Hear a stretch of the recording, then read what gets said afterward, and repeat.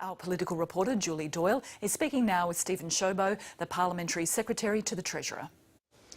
Thanks, Kim.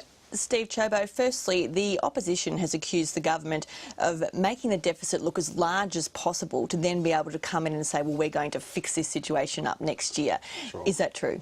No, clearly it's not true. I mean, what's happened is that the Treasurer outlined today the last Labor budget and the first real one in terms of what actually has been Labor's legacy. Of course, Labor's got to try to find some way to attack us, and we understand their role as an opposition, and they're going to attempt to try to muddy the waters. But the Australian people know fundamentally that what we're talking about today, what we outlined today, was the consequence of 6 years of Labor Party rule. Now, Labor inherited a budget with no net debt. They're going to leave behind, if nothing changes, a debt of $667 billion. The forecasts are $123 billion worth of deficits over the forward estimates. So, I say to Labor, I get that they're trying to do what they can, but the Australian people understand that this isn't a 100-day consequence. This is a consequence of the last 6 years. But some of these decisions have been taken in the last 100 days. Sure. So, for example, the payment to the Reserve Bank, Yep. the extra money that will be need to be found for the Gonski reforms. So you can't just say that it's all Labor's fault, this situation. Well, I mean, the Gonski reforms that you're talking about, the funding that we announced is entirely offset. So that's the first point I'd make. But with respect to the Reserve Bank, I'm not going to sit here and say that we haven't had to have an impact. Of course we have in the first 100 days. And take, for example, the Reserve Bank, because that's a great case in point. Labor was ripping special dividends out of the Reserve Bank, despite the Reserve Bank governor saying that he did not and could not afford to have those dividends taken from the Reserve Bank Reserve Fund. So, absolutely, we are putting a grant of $8.8 billion into the Reserve Bank because the Reserve Bank has made it clear that they need that grant to make sure that the bank has adequate capital in terms of its Reserve Bank fund. So, yes, we've made a contribution, but fundamentally, if you look at $123 billion worth of deficits, a projected peak debt of $667 billion, Australians get that hasn't happened in the last 100 days. On the Reserve Bank too, there has been argument though that that payment was made to increase the deficit, to make it look worse. But I mean, who's making that argument? The Labor Party.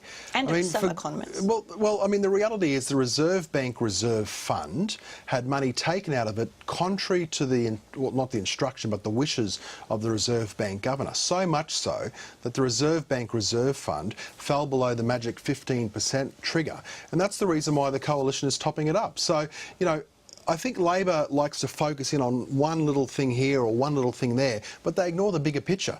The bigger picture here is that Australia has gone in 6 years from having no net debt to now having a situation where unless we make changes, Australia will have $667 billion worth of debt. Now, what about the change, though, in the way that the unemployment rate is looked at, the change of methodology there that means that the unemployment rate now is higher for those last 2 years of the cycle, which then makes the bottom line look worse? Why did you change the methodology there? Well, I'll tell you the reason why. Because Labor, in terms of their projections, was completely farcical. Now, I'm not trying to play the blame game here. I know that I talk about Labor, but that's because what we did today was take a stock, a picture, effectively, of where we are. So you're saying there was something wrong with the old Absolutely. Look at what Labor had. On Labor's old methodology, they had the unemployment rate at 6.25%, and then magically overnight, in the final 2 years of the forecast, it dropped from 6.25% down to 5%.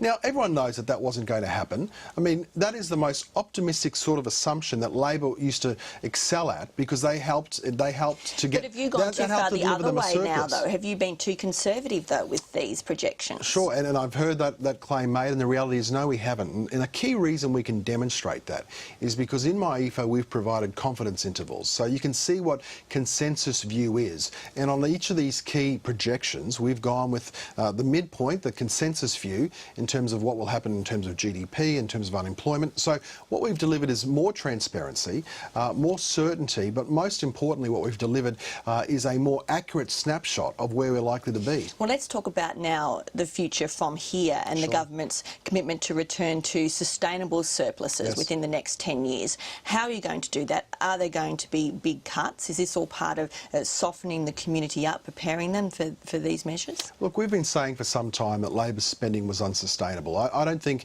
any Australian would take the view that the coalition wasn't upfront about the job that we've got to do.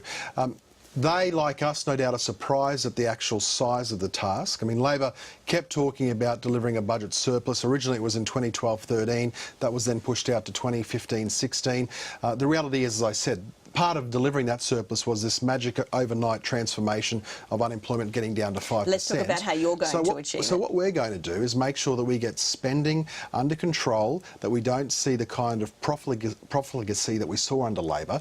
And a good case in point with that, Julie, is, for example, what happened with the school kids bonus. Now, we were upfront with the Australian people. We said this, as a nation, we can't afford the school kids bonus. It's borrowed money and it's not effective spending. And so they're the kinds of decisions that we're taking to make sure that we improve Australia's economic outlook. Joe Hockey said today that all options are on the table. Should people be worried then that this is going to include things like education, health and defence, things that previously the government has said there wouldn't be big savings? Absolutely not. We are going to stick to our election promises, come hell or high water.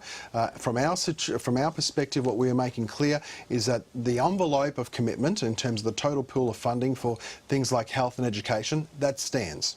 What we are going to change, though, is the way in which some of that money is spent. And a case in point is the announcement... Does that mean there could be some cuts, though, to programs within those areas? The total envelope of funding will stand. Now, there might be changes to the way in which funding is allocated. And indeed, we announced one today with, for example, finding the $1.2 billion of additional education funding for Queensland, Western Australia and the Northern Territory. Now, I mean, this is another case in point where the farcical situation arose where Bill Shorten ripped $1.2 billion out of education, said, well, we're not giving that money to Queensland, Western Australia, the Northern Territory. But the reality is that that money had to be found. I mean, you couldn't have a situation where Queenslanders, West Australian and Northern Territory students were getting $1.2 billion less funding. Well, Steve Ciobo, we're about to run out of time, so thank you very much for joining me. That's a pleasure, thanks.